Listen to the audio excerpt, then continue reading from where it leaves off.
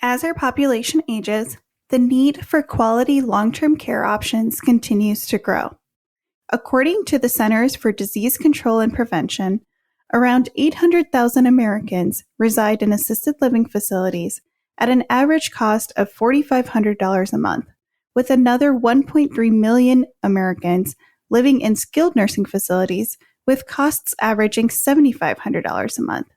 These residential care settings provide vital services for seniors and individuals requiring assistance with activities of daily living. However, concerns persist regarding staffing levels, quality of care, and the overall well-being of residents. With the 65 and older population projected to nearly double by 2060, addressing the challenges faced by long-term care facilities has become a pressing national priority. Welcome to Aging Together, a podcast dedicated to exploring the challenges and opportunities of caring for our aging communities. I'm your host, Dr. Pooja Ashok Patel, an occupational therapist with specialty certifications in geriatric care, dementia, and fall prevention. In this podcast, I interview guests who are experts in their fields or can share their experiences with caregiving. Together with the guest speakers, we dive into a wide range of topics, including health and wellness, care planning, caregiving, and more. I hope you'll join me on this journey. Let's navigate aging together. Hi, everyone. I'm your host, Pooja, and you're listening to Aging Together. This month, we're diving deeper into understanding long-term care options. To review this topic, I have the privilege of interviewing Dr. Regina Asihene, MD. Dr. Asihene is a highly accomplished specialist in internal medicine with a distinguished career spanning over 3 decades. She completed her medical degree at Morehouse School of Medicine and her residency at the Cambridge Hospital of Harvard Medical School. Dr. Asihene has extensive experience in primary care, hospice care, and medical education, having served in various roles, including as the medical director at Mystic Health Center, now MassGen, as an assistant professor at Harvard Medical School, and in the U.S. Public Health Service in the Office of the Surgeon General. She has been recognized with numerous awards such as the Vitas Healthcare Best of the Best Physician of the Year and Top 5% of America's Most Honored Professionals. Currently, Dr. Asihene continues her dedication to patient care and medical excellence through her involvement with multiple professional organizations. Over the past 6 years, Dr. Asihene has created a unique 16-bed assisted living facility in her hometown of Port Orange, Florida. Her commitment to community health, coupled with her international medical mission work, highlights her passion for improving healthcare access and quality globally. Together, we're discussing assisted living facilities versus skilled nursing facilities. What do they entail? How does one qualify? How does one pay for it? And the future of long-term care in the United States. Please join me in welcoming Dr. Asihene to the show. Hello, Dr. Regina Asihene. Welcome to the show. Thank you for being here. Thank you. It's a pleasure and an honor to be here with you, Pooja. Thank you. I'm so glad we could connect on this, and I'm thankful to a colleague of mine for recommending you, and I'm glad it worked out. So I know you provided me with an extensive background, and I wanted to give you the opportunity to kind of share with us about your work with the older adult population. I know you're an internal medicine physician, and you've also founded your own assisted living facility. So can you tell me more about your experiences and how they kind of led you to starting your own assisted living facility today? Sure. I've been a physician since 1992. I graduated from Morehouse School of Medicine, and then I did all my clinical training at Cambridge Hospital, which is part of the Harvard Medical School. So I basically have worked doing internal medicine, which is all adult medicine. Pediatrics is all children. It's often a misconception on what internal medicine is.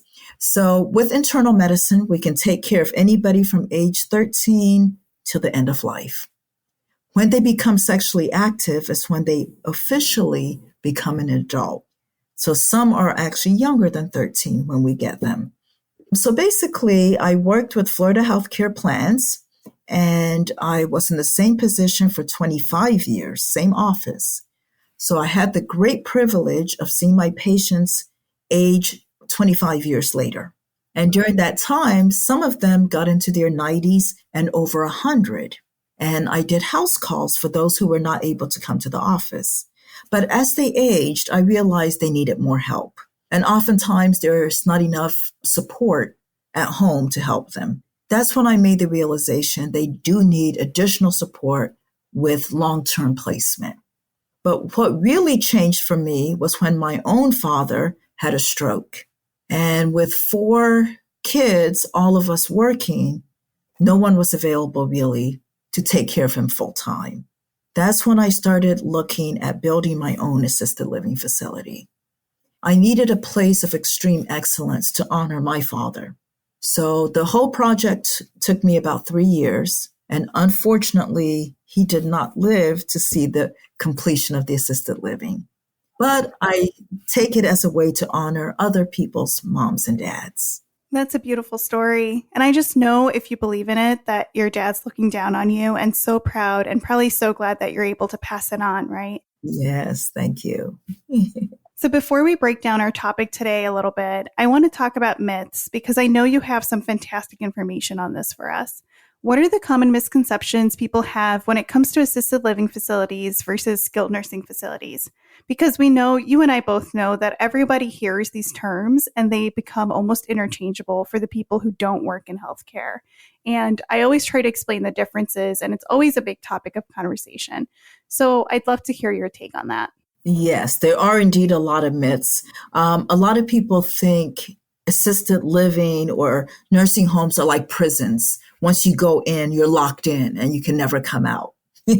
Or they think there's nothing to do. All you do is lie in bed and do nothing all day. Or I think the most common misconception is that everything's free. The government's going to pay for everything for me. So when I'm old, all my care is 100% free because I have Medicare. That's the biggest one. The Medicare myth is it's insane how much it doesn't cover and how much people don't know that it doesn't cover. Yes. Nursing homes and assisted living are considered forms of housing, and they're not under the umbrella of healthcare. Medicare will cover the hospitalization, will cover your medications, will cover rehab that's affiliated with your hospitalization. But where you live permanently is not covered by Medicare. Absolutely. Can you explain the difference between assisted living facilities and skilled nursing facilities when it comes to what type of care they provide? Basically, an assisted living is for someone who needs help with some of their activities of daily living, but not all of them. Those who are in a nursing home need complete and total care. So when we talk about activities of daily living, we're looking at things that a person can do for themselves. For example, are you able to bathe yourself, get dressed yourself? Are you able to stand and transfer from seating position to standing position? Are you able to walk independently, or do you need an assistive device? Are you able to feed yourself? So people who need total care need a nursing home. Those who can do some of their activities of daily care can go to assisted living. So assisted living facilities are for those who want personal care, but it's a home-like setting and a more social setting. Whereas a nursing home is more institutionalized and more like a hospital. Yeah, that's probably the best way I would explain it too. And then there's the nuance of memory care units, right? Yes. And you can find those in skilled nursing facilities and you can find them in assisted living facilities. That's correct. And that also differs, right? So similarly, I think with assisted living memory care units, they're typically able to get up and move around. They just need that memory support or cognitive support. But if it's in a skilled nursing facility, they also need all that hands-on physical support on top of the memory and cognitive support, right? Yes. And there's just so many levels of care in both of these institutions. I think it's really important that if somebody's considering that move or that option, they really need to sit down with somebody and understand all their options, right? I agree. And so you kind of touched on this already, but what are the typical qualifications or criteria for somebody to be qualified for or to enter in an assisted living facility versus in a skilled nursing facility? So nursing homes are for those who need more medical care in a clinical setting, but assisted living are for those who need personal care in a home-like social setting. So like individuals who've had frequent hospital admissions or multiple medical problems likely need a nursing home. That way they continue to get more skilled nursing and some limited medical treatments. So people who need assistance with all their ADLs probably need a nursing home. So a nursing home is for someone who needs medical professionals for 24 hours. But assisted living facilities for someone who needs more personal care, not medical care, but more personal care. And they can do most of the activities of daily living on their own. So individuals who are still able to function in a home-like setting will prefer assisted living. So those who can walk or ambulatory or they're receptive to assistance. Right. And this comes down to, the actual individual and what their needs are. Now, we always have to take the family into consideration, right? Yes. Because it's typically the family that's making these decisions. And so what factors should the families consider when they're kind of deciding between an assisted living facility or a skilled nursing facility? And do they even have the option to consider those options? Or are those kind of going to be decided for them? They do have the option. One thing about healthcare is that everybody has an option. No one can force you into anything you don't really want to do. So they do have an option. So there are multiple factors that families have to consider. You have to consider the type of medical care your loved one needs. You have to consider what they can do and not do. You have to consider recreational activities. You have to consider the space that's available for them. And then you have to consider the cost. So those are the four main factors you have to consider before you make a decision. Yeah, and the latter, you just mentioned the cost. And how does that cost compare between assisted living and skilled nursing facilities? What options are available to help them pay for these services? Does insurance cover anything in these facilities when it's not directly for hospitalization related or something, right? What are the options there? Skilled nursing facilities / nursing homes definitely cost more because these are people who need 24-hour care around the clock. They generally run about $10,000 a month. Some places can go up to $12,000, even $15,000 a month. Assisted living facilities, on the other hand, cost a little bit less. So assisted living facilities will range anywhere between $5,000 and about $8,000, depending on the need. Who covers the cost? Assisted living is mostly the individual and their families that cover the cost. But with nursing homes, you have to dwindle down your assets before you can qualify for Medicaid and therefore go into the facility. Yeah, so you lose your personal assets. Yeah, in your experience, do you find that Medicaid is usually or most likely the primary source of payment? Yes, especially nursing homes. In assisted livings, it's 50-50. My assisted living, on the other hand, is all private pay because we're giving a higher level of care. We have a doctor on site, a nurse on site, and we've added more recreational things and a private chef, for example. So, so I've tried to make mine a little bit unique. Mine is more of a VIP experience for people of high standing in society, if you will. Like my dad was a professor, and so I wanted to honor him with the highest level of personal care. Sure. And also matching any potential cultural needs, right? I think that's a big area that we're struggling in our own community or in my community is that a lot of my community is first generation immigrant parents, and they still very much hold on to the values and the expectations of being how they would like to be taken care of, right? And they're all starting to age now. They're all starting to get older. That generation as a whole, that first generation immigrant generation is all starting to age now collectively. And we don't have the resources, especially when it comes to assisted living facilities, to meet the cultural needs of these populations, right? Whether it's as simple as food, right? You mentioned the private chef. religion, religious activities, cultural activities like holidays, Yes. the involvement of family, because that differs culture to culture, who's making the decisions, who's the team talking with, right? And so I think that's fantastic. Yes. I think privatizing it allows you and others like you to be able to offer more culturally sensitive, culturally informed services in that specific area. So I think that's great. Can you share any insights or advice for family caregivers who might be making that transition now for moving from the home into trying to figure out what long-term care option is their best bet? Yes. First of all, they need to visit and ask questions. So make a list of all your concerns and make sure you're able to ask each institution what they offer. Visit multiple places and ask a lot of questions. That would be the best thing for families that are looking. That way they'll be better informed and know what they're getting into. And as you said, the cultural things is left out of corporate and public institutions because they have to attend the needs of masses. Everybody gets the same kind of care. But in a private assisted living, we can customize it a little bit. For example, I had one client here, Mona, who was a Jew.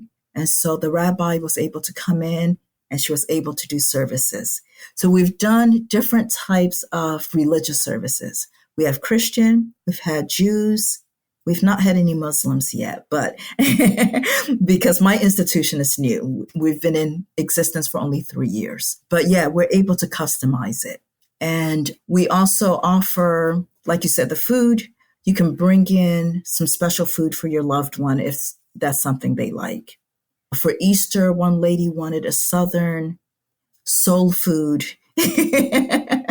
And we were able to provide her the fried chicken, the mac and cheese, collard greens, and the soul food that she wanted for Easter, instead of the traditional turkey or ham or whatever, Because it looks different in every family, right? I mean, Thanksgiving is huge, but culturally, it means nothing in our culture, right? Exactly. And so every year we adopted the American culture of family getting together to have dinner, but not the traditional Thanksgiving meal that you would think about, right? And so if my parents were, or my grandma was in a facility where they were doing a Thanksgiving meal, they probably wouldn't even touch it, Yes, I think you know that I'm also a first generation immigrant. My family came to the USA in 1970.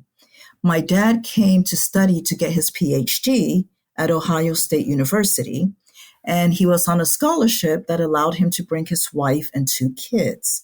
But he had 4 kids. So 2 of us were left behind, and then we were brought a couple of years later. So I came in 1972. I was 6 years old when I arrived, and this was Columbus, Ohio, which was a complete culture shock in the month of February, going from Africa and then seeing snow for the first time. My goodness. Where in Africa are you guys from? I'm from Ghana. Okay. So it's very warm all the time. All the time. It's just one season warm. And maybe the months of June and July, we get the rainy season, but that's about it. So very different from Columbus, Ohio. Yes, yes. So I agree with you. Thanksgiving was not turkey and ham. We ate our traditional foods. Right. Exactly. Yes. And to this day, we continue to eat our traditional foods, although we may present a ham or turkey. Right. Now you've mixed the 2 cultures, right? Yes, that's correct.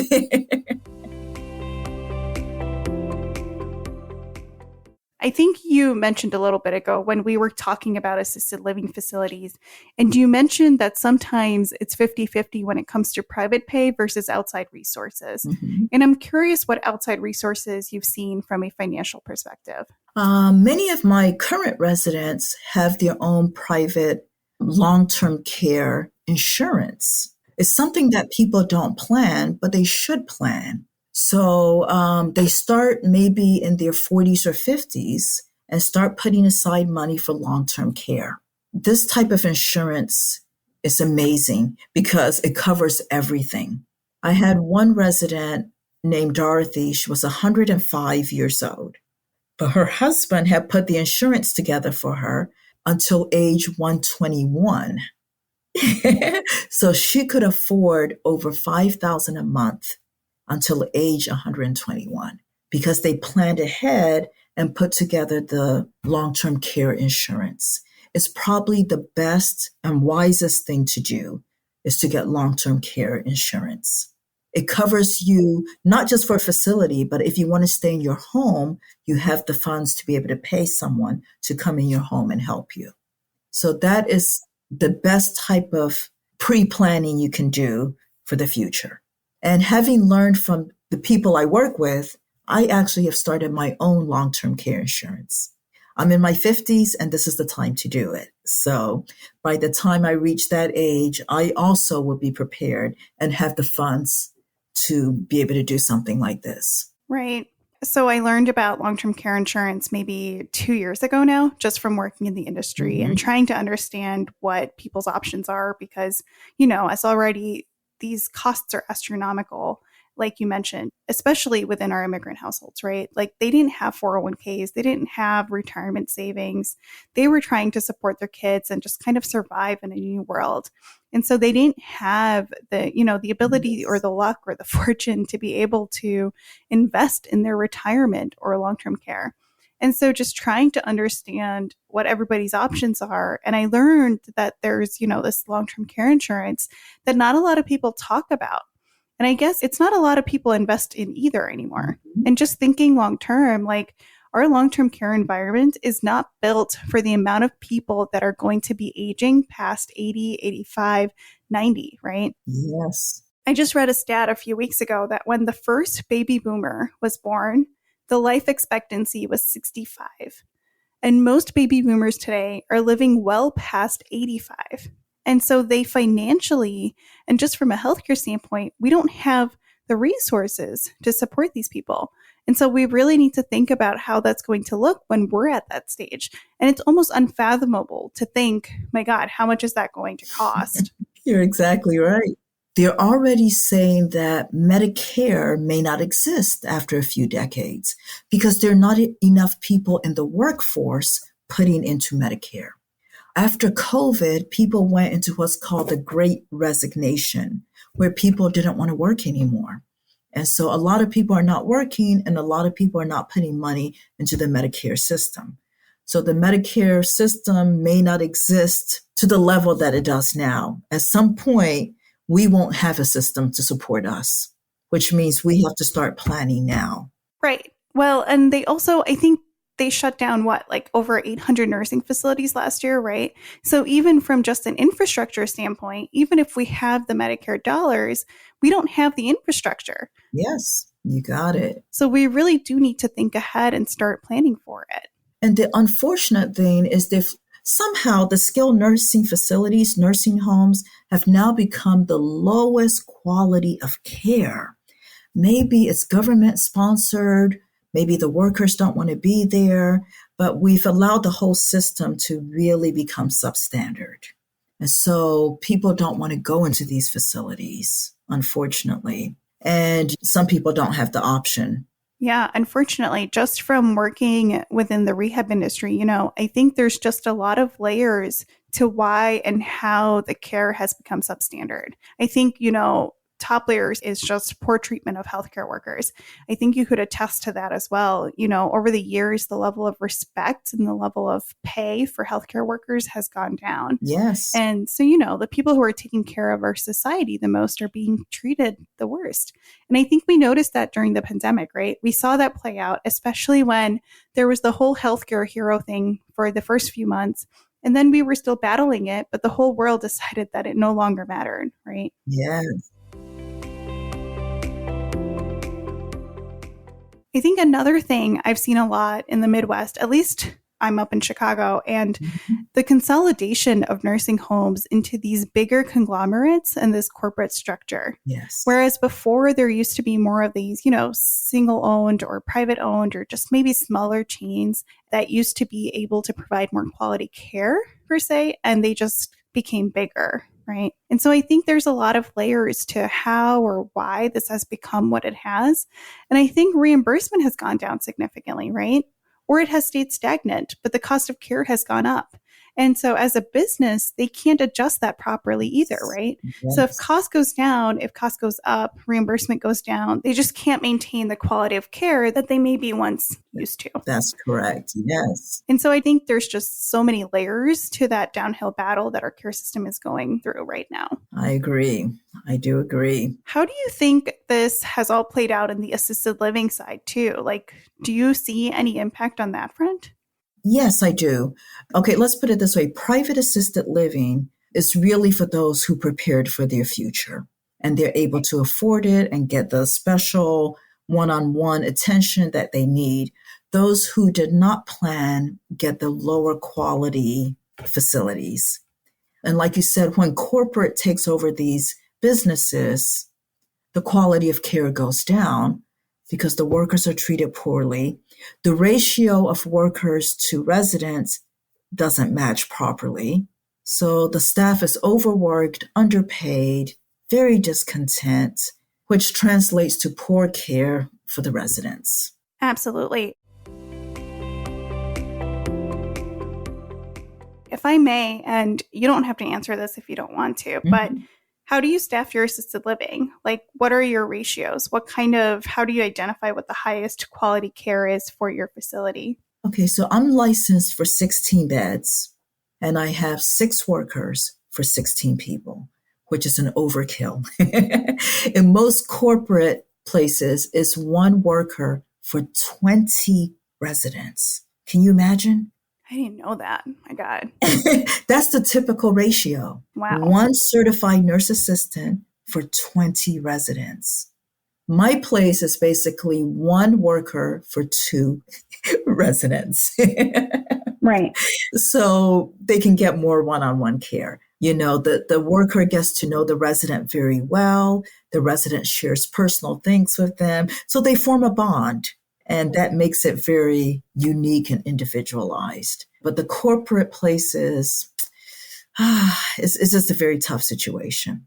Yeah. And like we said, there's just so many layers to why that's become such a difficult situation, right? Yes.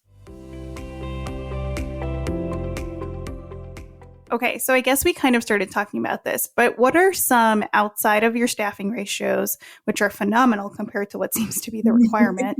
What are some innovative or unique approaches that your assisted living has taken to improve the quality of life for your residents? Are there any specific programs or services that you offer that you might not see necessarily offered in other bigger assisted living facilities? And how do those enhance the well-being of your residents to support their individual needs? Yes, good question. My place is very unique because we have the doctor and nurse directly on site. In fact, it's the biggest paradigm shift that I think all facilities should do.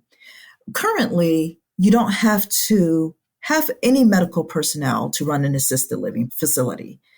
The only requirement is to be over age 21. That's the only requirement, which doesn't give the best care because the biggest part of an elderly person's life is their health care. That's what they're most concerned about, but that's not a requirement. I want to see a shift where every assisted living facility has a medical doctor and a nurse on site, not by phone, because, you know, the phone is just, it could be miscommunication. The nurse can call and just give what she thinks without seeing the overall picture, right? You know? So being a medical doctor in my facility, I'm able to directly see what's going on. For example, if there's a fall, I can go immediately, check the vital signs, examine the patient. And having the doctor on site means I can order the x-ray to be brought in. I can order lab work, which is, again, is a mobile service. And I can order medication in all less than an hour. You no longer need emergency room visits. For example, an elderly person with a urinary tract infection does not have to go to the emergency room and sit there for 6 hours waiting to treat a UTI. When you have a doctor and nurse on site, we collect the urine specimen, we dip it, we have results in 5 minutes, call in the antibiotic, the medicine's delivered directly to us. So within 20, 30 minutes, you've diagnosed and treated and saved them an emergency room visit. When it comes to elderly people, it's not just housing.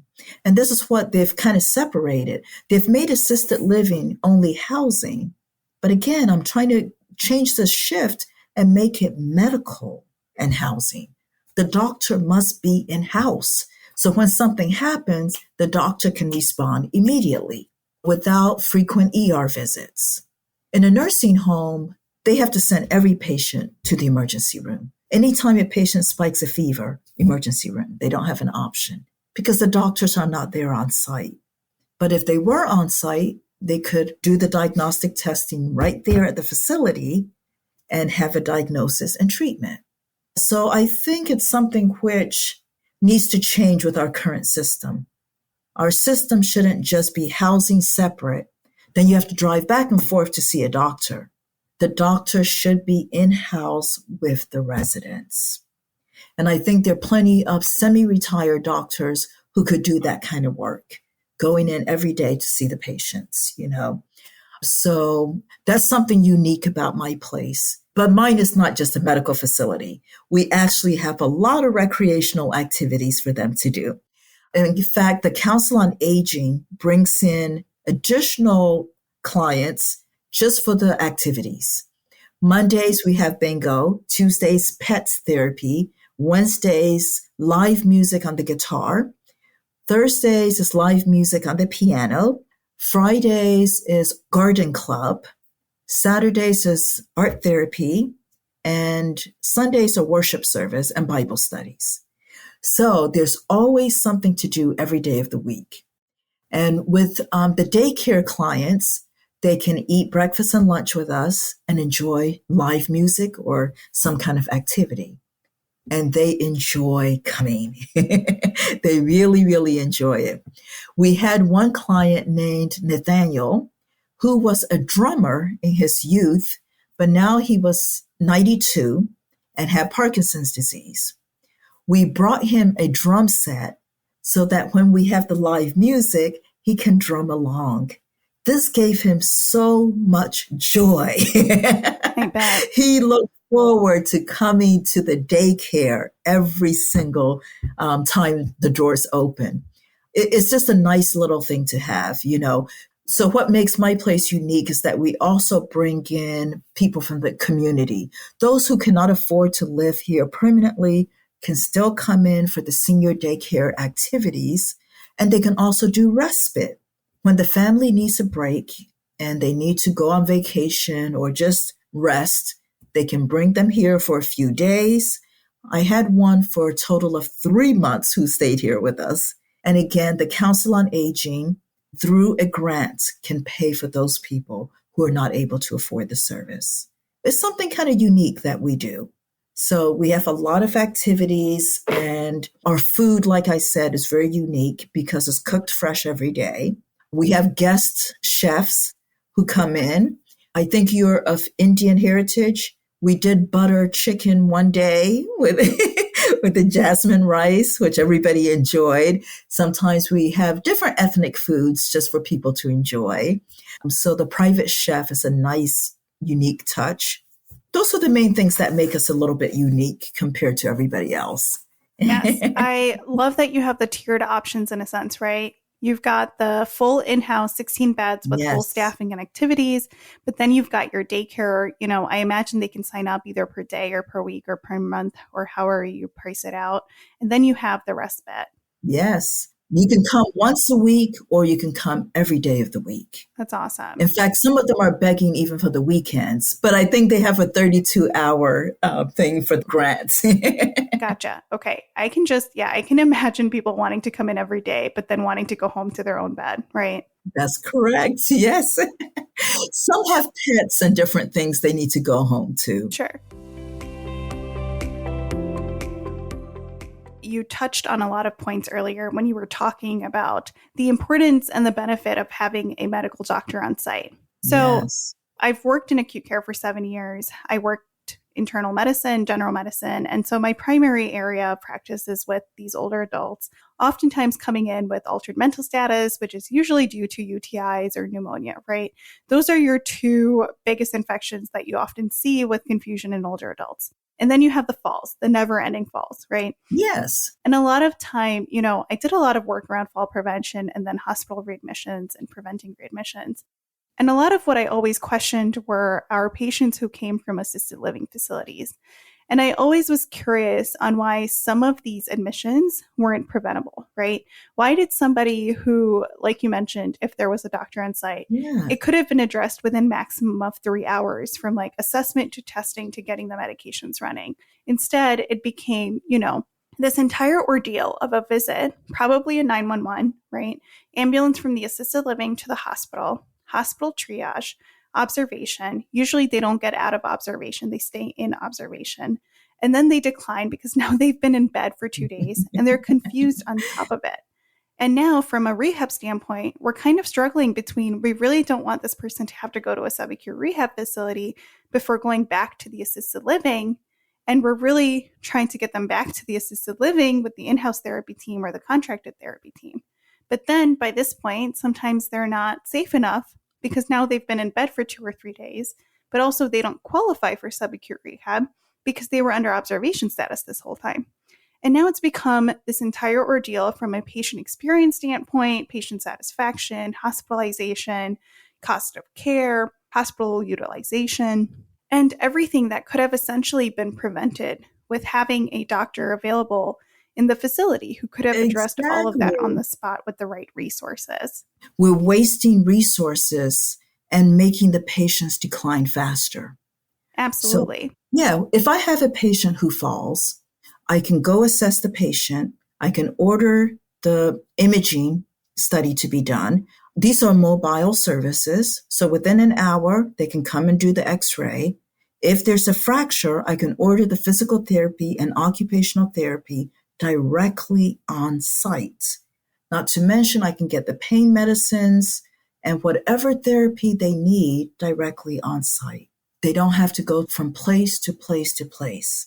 So the system that we currently have is not efficient because it's ambulance, it's emergency room, hospitalization, rehab, and many times they never make it back to assisted living. Now it's nursing home. But to keep the quality of care, you stay in one place. And all of that can be done in a very efficient way that's cost effective and really favors the patient. It puts the patient first. Don't take them out of their setting. Keep them in the same setting and give them everything they need right there. They recover faster and they're able to be restored back to their quality of care. They do. Absolutely. I agree with everything you just said. And I think that's why they're starting to be this conversation around hospital at home, right? Yes. Like bringing all of the health services to your home so that you're not getting caught up in this chaotic mess of a hospital care system that we've created. And it's better for the patient. It's better for the family. It's better for recovery. Yes. It's a better use of resources in an already very poorly financed healthcare system, right? Yes. So we kind of touched on cultural differences, and you kind of already mentioned some of the specific services and resources you have for the different cultural needs or religious needs. But I wanted to hear if you've had any firsthand experience regarding cultural differences when it comes to receptivity for assisted living facility versus skilled nursing facility. And if so, how have you navigated that? Yes, most immigrants grow up in cultures where the family unit takes care of the elderly. That's the structure in Africa, at least in Ghana, where I'm from, where that's the model, where the family's responsible for taking care of the elderly. And in my country, we take great pride in doing it. We enjoy doing it. So in most developing countries, that's the structure. So getting the people from other countries to understand the change is a little bit tricky sometimes because the model in the US is different. The young adult is forced to work and therefore doesn't have that option to be home with grandma. Everybody's working and everybody's become individualized and going from state to state, looking for jobs, et cetera, et cetera. So there are less people available to take care of grandma. And therefore, we have to be able to kind of educate and integrate a little bit of this into the culture too. And so it's difficult for most immigrants to kind of separate the fact that they cannot give grandma the type of care she needs. Many of them have to quit their jobs and stay home, and then financially it becomes too difficult. So I think there's still a lot of education that needs to be done to be able to integrate and let them understand a little bit on how you can get the best of both worlds, in a sense. I use respite as a form to kind of integrate it a little bit. My Latino community has a really hard time letting go of grandma when she needs help. But if they're able to bring her for a few days on respite, it gives them a rest, and then they see that she actually does okay in a different setting. So I think that's the way to integrate it a little bit. Give them only a few days. It doesn't have to be permanent. Just let them try the system for a little while. And then they discover they like it. So I had a few Latino families to do respite with us. Now they love it. Some of them have come more than 6 times within a year because they see the importance of integrating. And their loved one, usually with memory care issues, doesn't even really know where they are. And it doesn't make a difference. And they make friends, they love the music, they love the food. So somehow they actually have a good time. And it's not as difficult as the family thought it would be. It is more difficult for the family to let go of that old structure than it is for grandma. Grandma usually adjusts very well when she comes into the facility. Sure, right. And I think that's the thing, right? It's just like you mentioned, we're collectivist, family-oriented cultures, and there's a lot of guilt associated with not being able to take care of your older family member. Yes. But I think it's that education piece of like, it's better for grandma that way. And it makes a whole world of a difference for the family because the family can now, one, have the time to mentally and physically rest, and then also mentally and physically be present for their older loved one, older family member, right? You're making a good point. Yeah. And I obviously had these conversations with my parents multiple times. And it's like, I want to remain being your daughter while maintaining the highest level of care for you. If I become that sole caregiver that's doing everything, I'm no longer going to be your daughter, right? You can't connect at that level anymore. There you go. You burn out. I think that sometimes the loved one taking care of grandma at home doesn't have the educational background to manage, for example, dementia. Part of our training, when my workers come in, they have to do 2 courses on dementia before they can start working. And therefore, they understand the disease and how to manage the disease. And it makes it easier. One person cannot manage a dementia patient. I know we try to do it on our own, but it actually takes a whole team of people. The burnout rate is so high when it comes to memory care issues. Even among my workers, I only allow 4 days with 3 days off because they burn out too. But at least they have the education about dementia so they know how to respond when the patients say or do inappropriate things. But one person at home trying to do this by themselves is just not possible, especially holding a job and you're sandwiched between different generations. You have your own kids, perhaps your own grandkids, and you have grandma. So it makes it very, very difficult for one person to do everything. How do you see the future of long-term care evolving, and what challenges and opportunities kind of lie ahead? Well, the first thing is that we need more high quality facilities. And as the baby boomers are aging, we're going to need more medical facilities to support them. Many people are even outliving their children. Or, for example, my 100-year-olds, their children are in their 80s, sometimes even sicker than the mother or the father, So the 80-year-old cannot take care of the 100-year-old. They all have medical issues. Yeah, I've seen that. Yeah, I remember in the hospital sometimes asking some of those older patients in their late 90s or early hundreds and asking them, who do you live with? Does somebody help you with something? And they'll say, yeah, I live with my daughter. And when I was a new grad, I never really thought much about it. But then as I kind of became more and more experienced, I realized, I was like, wait, your daughter is probably 80 something years old, right? Or 70 something. There you I go. then Yeah, I started asking, are they healthy? Are they physically healthy, cognitively healthy? Can they take care of you? Can they help you? And just trying to understand that dynamic, because then that affects our discharge recommendations from the hospital, right? If we're saying that they need somebody to help them hands-on physically, and they're telling us they live with their daughter, well, can the daughter physically assist them? Because if they're older, right? And there's some older adults, especially now, who are fantastically healthy, right? Physically, cognitively, they're doing very well. And so I always try and get an understanding of, are they capable and do they have the capacity, right? exactly. So continuing with your question, what's the future of long-term care? We need more high quality facilities. We're done with substandard facilities. Let's get rid of them. And we have to create things that are of good quality.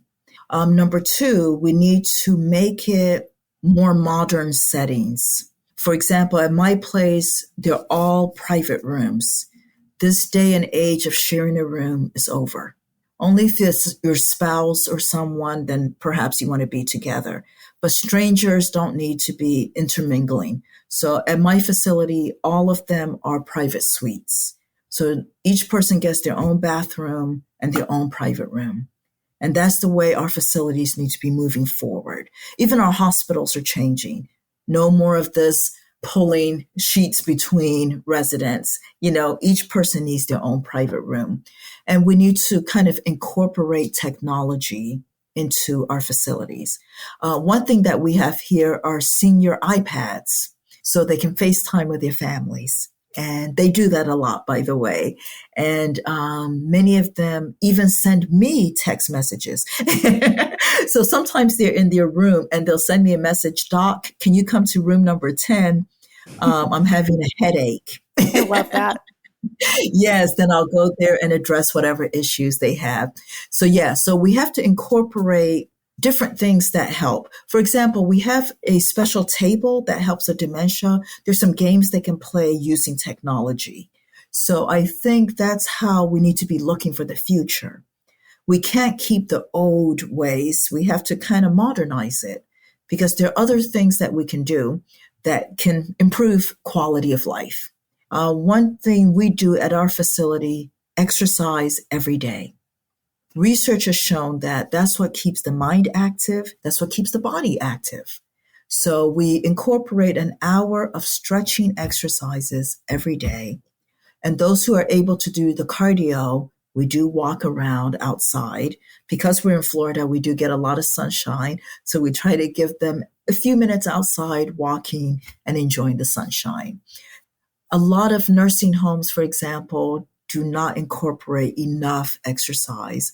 Or if they have the program, not everybody participates. In our place, we make sure everybody participates to whatever level they're able to do. Yeah, well, when you've got a 1-to-20 ratio, you can't really involve everybody, right? Yes. 100%. I agree with you.